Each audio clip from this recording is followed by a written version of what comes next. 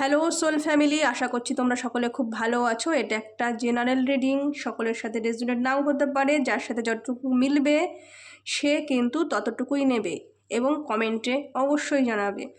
রিডিংটার সাথে কানেক্ট করার জন্য সকলে কিন্তু অবশ্যই এনার্জি ক্লেম করে নেবে। চলো আজকে আমরা দেখে নেব, তুমি তোমার কারেন্ট রিলেশনশিপে কি তোমার এক্সকে মিস করছো? তুমি তোমার কারেন্ট রিলেশনশিপে তোমার এক্সকে কি মিস করছো? এই প্রশ্নের উত্তর আমরা জেনে নেব। তুমি তোমার কারেন্ট রিলেশনশিপে কি তোমার এক্সকে মিস করছো? ইউনিভার্স প্লিজ গাইড করো, তুমি তোমার এক্সকে মিস করছো কি না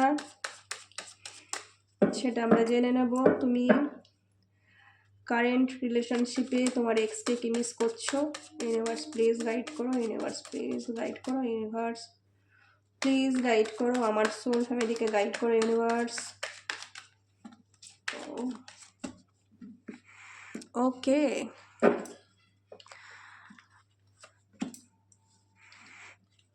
চলো দেখে নি ইউনিভার্স আমাদের কি জানাতে যাচ্ছে।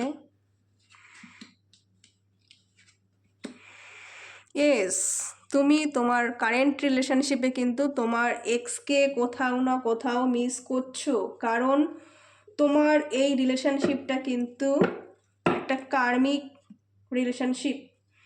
তোমার কারেন্ট রিলেশনশিপ যেটা চলছে সেটা কিন্তু একটা কার্মিক রিলেশনশিপ, এবং এখানে তোমাকে অনেক বেশি সাফার করতে হচ্ছে, তোমার ভালোবাসাকে বারবার প্রমাণ দিতে হচ্ছে।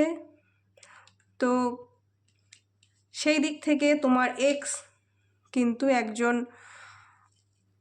তোমার দিক থেকে মনে হচ্ছে এখন যে সে খুব ভালো ছিল, তোমার প্রতি তার ফোকাস ছিল, তোমার প্রতি তার ভালোবাসা ছিল অটুট।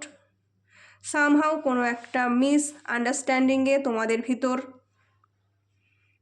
আজকে আর কোনো সম্পর্ক নেই, কিন্তু কারেন্ট পরিস্থিতিতে তোমার লাভ লাইফের যে অবস্থা সেই দিক থেকে কিন্তু তুমি তোমার এক্সকে ভীষণভাবে মিস করছো এবং তুমি চাইছো সে তোমার লাইফে আবার ফিরে আসুক।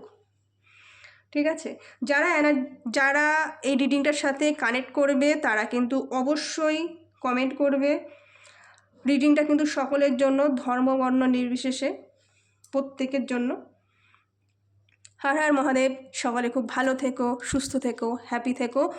চলো আবার নেক্সট ভিডিওতে তোমাদের সাথে কথা হবে।